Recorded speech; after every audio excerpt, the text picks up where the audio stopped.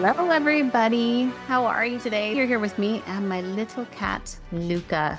He's napping. He didn't want to participate in the podcast, but you never know. Maybe you'll hear a meow or two if he decides he wants to leave the room. So, I wanted to talk to you guys today about something that's just been on my mind, especially since living back in Utah after being abroad for 6 years in the south of France. And being back here has been, I don't know how to put it lightly. So I'm just going to say really intense on a lot of my, I would say, my inner children. It's brought up a lot. And the timing is such that I feel like I needed to be a certain healed version of myself to feel safe enough to even move back to my home community. Yeah, there's a level of safety that had to be there. And when I moved away when I was 18 years old, I pretty much plan on never moving back. But there are some things that made it really easy to and enticing to come back to the community that I grew up in, at least for a school year or two while we just reacclimate to the United States and all the obstacles and all the events that come up with reacclimating to a new country.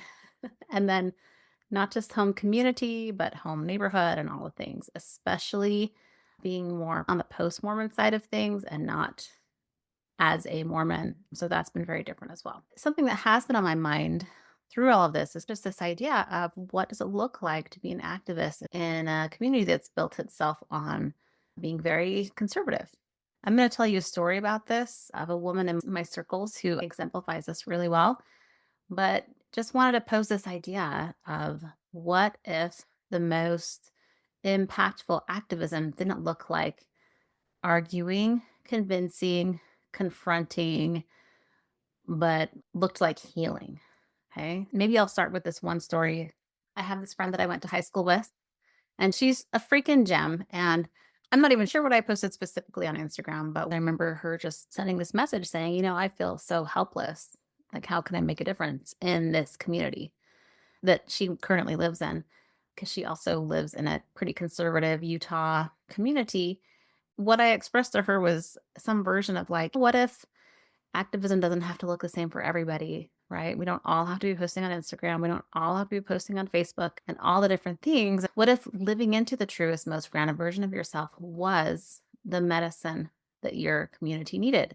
What if a more non-confrontational version of activism that your specific community needs to heal and shift paradigms in a way that it needs to? When we talk about advocacy, especially in conservative communities, that's where I grew up. I know what that's like. It can feel lonely. And for many of us who have left organized religion, especially in those tight knit faith communities, it can feel like being unseen, unheard, avoided, shunned. It really can, at least by some people. And when I left the Mormon church, I felt the ache of that grief. As Taylor Swift would say, it wasn't just one big death, but death by a thousand cuts. It really did. And even though I deconstructed while living abroad, being back in Utah, it's almost like I'm being forced to look at some of this stuff again, but up close and more in my face. I don't think I would have come back to this community if I didn't have the tools that I needed to move through and process stuff as it comes up. Touching on that idea of grief briefly, I have a mentor that shared this idea with me with respect to grief. It was some version of like, they're grieving too, right? They're grieving the relationship they thought they'd have with you or what they envisioned for their future with you, right? Grieving their own loss of certainty, grieving what makes sense, what doesn't make sense to them anymore either. Okay. Now, of course, we could get into where some of this grief stems from, and a lot of it may be in societal constructs and expectations that are unfair. But when I put on the shoes of people who are also grieving or where I'm grieving our relationship, it helps me to remember that they might be grieving too. And you can believe that while simultaneously knowing that you don't have to be treated poorly just because of that. That's a big thing that I teach in my programs is we can have compassion and boundaries. Compassion doesn't absolve us of boundaries and it doesn't absolve others of accountability. So if you live in a conservative Christian community and you're wondering, geez, what is it for me then? If I were to post about anything or put up a certain flag, people would just turn away or shun me, right? We all have our own ways to be activists. And I do believe very strongly that the more we focus on our own healing, the more we will know what type of activism to lean into. And when I say healing, I don't mean the perfectionistic, like I've arrived or I've graduated type of healing, but more of that ongoing dance of constriction, expansion, grief, grace, more vulnerability, and different things like that. So just evolving and moving through life, understanding that as you continue to heal, your nervous system will expand in ways that opens up capacity for different and deeper kinds of healing, which can be scary to some. But really, the more you learn about yourself, the more you know how to approach those wounds when they do come up. When we learn how to focus on our healing, we focus on safety, safety in our body, enough safety to stay present even when others aren't seeing us or witnessing us, enough safety to lead in conversations with curiosity, not control, something really beautiful happens. We can start to desire that same freedom and safety for others. And then we try on these robes of humanitarianism, like, hey, maybe I am a humanitarian, even if I'm not going to a third world country. I do care about the well being of mankind. What if I can be that right here, right now? Humanitarians, advocates, maybe quiet or loud activists. And, when I talk about safety and what that feels like, if you struggle to feel that or sense that or to know what that looks, feels, or sounds like, try thinking of a time when that was for you. You could try asking yourself, when was the last time I felt truly safe? What did it look like? What did it sound, smell, or feel like? If you don't have memories of feeling really safe, I see you. This was true for my partner for a long time, and then it changed for him, and it can change for you too. Okay. Let's get back to non confrontational activism. What does this look like? Okay. It could look like telling your story. It could look like keeping a journal. I think it was Sue Monk Kidd who said some version of she who tells her story will break the world. It could look like creating and posting your art. It could look like asking curious questions with zero attachment to the answer being what you want. It could look like you living so fully in alignment with your values that people feel it and they're magnetized to it. Anytime someone feels like there's an agenda behind your approach to conversing with them, their walls are going to go up. So, learning how to be unattached to the people around you changing is actually going to create an environment that is fertile for potential change, for the stuff that you're looking for. Being the change is the most powerful thing that you can offer. When you can let go of attachment to how others respond, you're no longer recreating the exact systems that you left behind. The ones that said there's only one way to believe or live or arrive. For those who leave organized religion, it can be normal to take some of these methodologies of conversing with others into wanting people to believe in a right or a wrong on the outside too. It takes two people to hold the tension. So as soon as you can find a way to release that tension, it will make a huge difference in the impact that you're able to have as a non-confrontational activist, but also just in your relationships too, where you can exhibit love, where people just feel your love no matter what. All right. I'm going to tell you a quick story. A dear soul friend of mine, she's actually around my mother's age, and she has been writing music for as long as I can remember. So I don't know if she's been writing music for her whole life, but she sure has been writing music for all of mine. I have this memory as a kid piling into a big minivan of hers.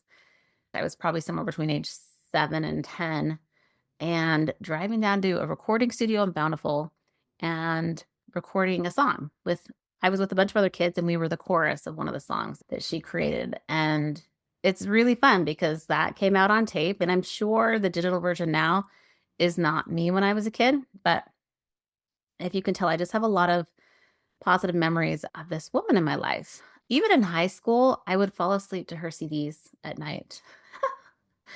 And the main one that I fell asleep to was her Christmas CD, but I would listen to it year round. I had another friend who did the same thing. Now, yesterday, we were invited to a really small birthday gathering that she hosted for a loved one of hers. And we arrived, and there she was with her guitar.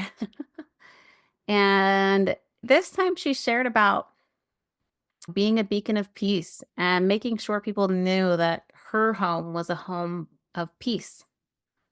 She even dedicated her house to be part of this World Citizen Peace organization as a peace ambassador, which I thought was so lovely. And then, of course, she had a song to go with that as well. And I just sat there in awe. I was clearly emotional, but I was just like, wow, this is the perfect type of perhaps quiet activism that this little subset of this community needs from this person, right? Because there are other people who do it differently. And that may be what the community needs as well. But like from her, it just felt like she's so incredibly aligned with herself that people are able to receive what she's putting into the world. So it was just really powerful to see how, in this small town, especially with respect to people who are closer to her age, not only is her home a beacon of peace, but she is a beacon of love and transformation. And I would even say activism. I don't know if that's something intentional of hers, but really powerful. Her embodiment of peace and love is so resonant that I wouldn't be surprised if other people felt as safe around her as I do by just simply being in her presence. So that's the type of leadership that the world needs today, that type of healing and that type of impact. This is one example, of course. There are a million different ways to have an impact. But the reason I want to share this example is it just feels like she's so aligned with how she's meant to have an impact, right? I'm a generation below her. I might voice things differently. I'm generally speaking to a different audience. But I do believe that we're all meant to advocate in our own ways. And for some of us, that's more public. And for some of us, that's more private. For some of us, that's healing ourselves and modeling what it looks like to be lovingly connected and anchored into our souls to our children. There are a million ways to heal a million hearts. And so I really want you to honor what that is for you, even if it doesn't look like what you think activism should be. For those of you listening, let me ask you, is there somewhere in your life that you feel called to enact change? And if it feels like you're meant to have conversations, especially if you live in a more conservative community, are you open to conversing with others without being attached to them changing or without being attached to them agreeing with you? Releasing that attachment, releasing that tension is going to do so much for you as you do this because people's brains pick up on that, right? But when we are sharing our art, when we are storytelling, that uses a different part of our brains. And people can passively internalize messages shared through storytelling in ways that they're meant to. Storytelling is such a beautiful way to enact and promote change, even with respect to this woman that I was talking to you about. When I was a teenager, her music was nice and cozy, and that's what I needed. And now, as I listen to her lyrics as an adult, I see it in a different way. With the Wicked movie, I had a friend in Europe who said, "Oh, I can't watch Wicked. What a waste of time. It's just about just like song and dance." And I remember thinking, are you kidding me? There's so many deep messages in that movie.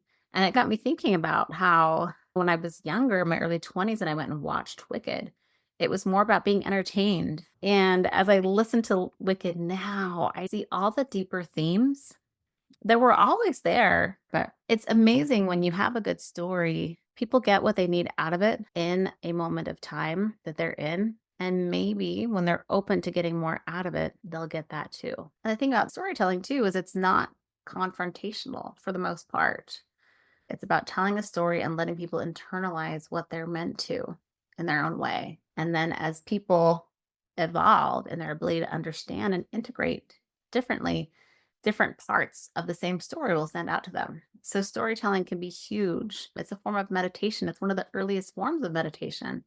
It activates this really methodical part of our brain where it's just really easy to listen and internalize. And the other thing I just wanted to say is asking really good questions also activates a different part of our brains. Okay. If we're just teaching to teach or talking to get our points through, that's going to activate a different part of our brain than asking curious questions without attachment. Healed people are beacons of healing. And I don't mean healed as an end game, but people who are choosing to be alive in this experience work with what events come into their presence, work through that, be accountable. That's what the world needs to heal others. Regulated leaders change lives. The most magnetic people I've met in the world aren't always the loudest, but they're often very grounded in themselves. And I would say the same thing for coaches. Okay. If you have had a desire to serve others or to do something differently or make a career helping others, if this is stirring something in you, if you have already walked through your own path of expansion and you're being called to help others do the same, I'd love to support you. So, in my trauma informed coach certification, this is where we go deep into understanding trauma, healing, the nervous system as it relates to spiritual attunement to our soul. We need to get our mind, body, soul, everything online so that you can be a lighthouse in your community. No matter how conservative or open it is, you can be a lighthouse in your unique way. This work is activism. It's the type of change work that doesn't burn you out.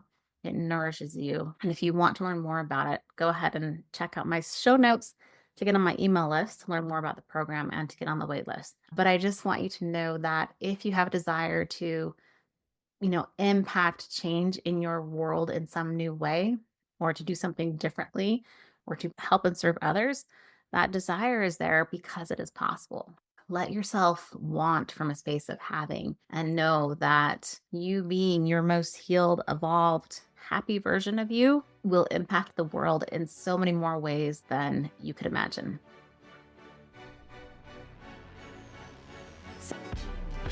See.